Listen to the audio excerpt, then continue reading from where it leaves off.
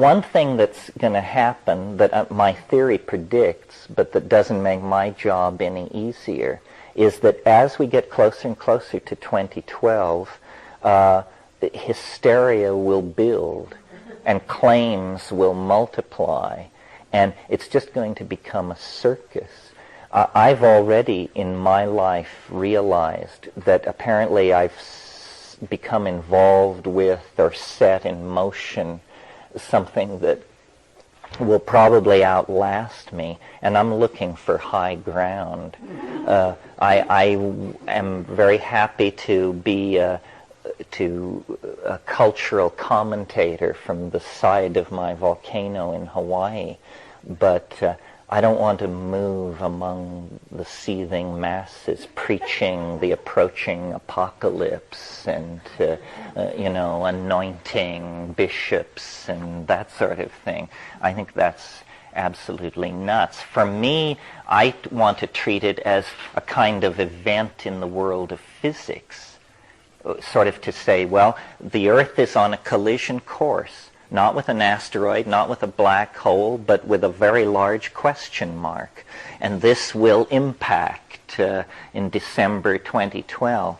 But I can tell that probably my ideas and these kinds of ideas are in fact going to get more than a fair hearing.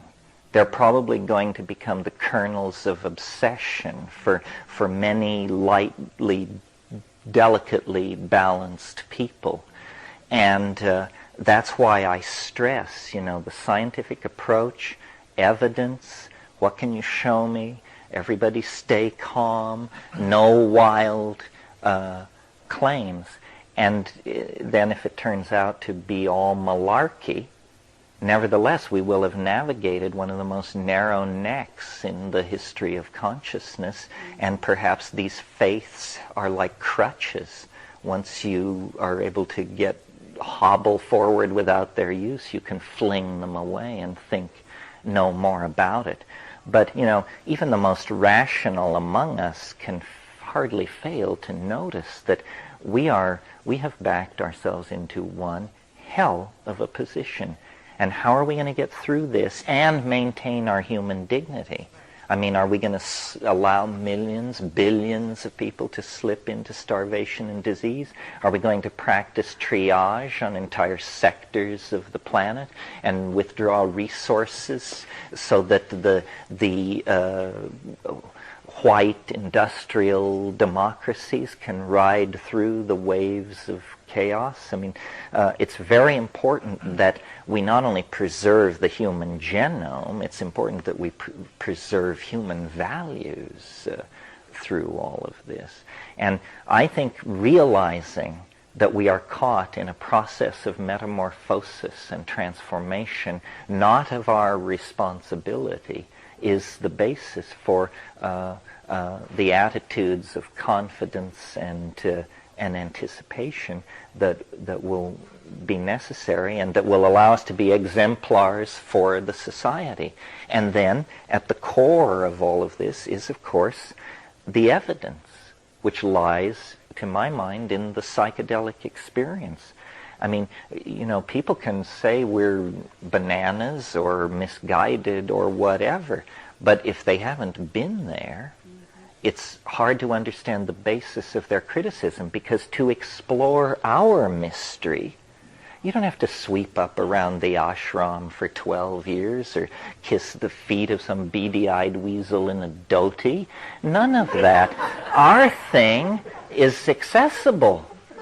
You make the decision, you take it, you shut your mouth, and it happens. And anybody who criticizes that without having the experience is in a curiously unbalanced position, I think. This is a dependable mystery. This is what I sought my entire life. I mean, this was not in the church. This was not in India. This was not to be found until I was willing to submit myself to the experience of eating something which grows in dung. And then it was there. That's the humbling that has to take place. And the huge emphasis in the New Age on doing it on the natch, is a form of spiritual materialism. I mean, what is the center? Yeah, what do you mean? Naturally. Say, I don't need to take drugs. I do. Well, this is a form of spiritual materialism because what is the central faith of the New Age? There is no inside and no outside. Well, until you mention drugs, and then suddenly this distinction has the dovecote all in a flutter. This state's not possible to reach through a meditation process, breathing process. I don't think so. If I were able to reach it by any other means than pharmacology, I would check myself in somewhere. You do not want these states to be... We're not talking about... I don't think people understand how entirely radical the psychedelic flash is. It is not something you want spontaneously hanging around as a consequence of your good works and clean diet. I don't think so.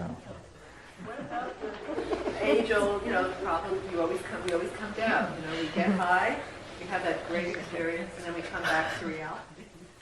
Well, sex is like that. Youth is like that. Going to Venice is like that. The law of unfolding seems to be, good times, bad times, ebb and flow.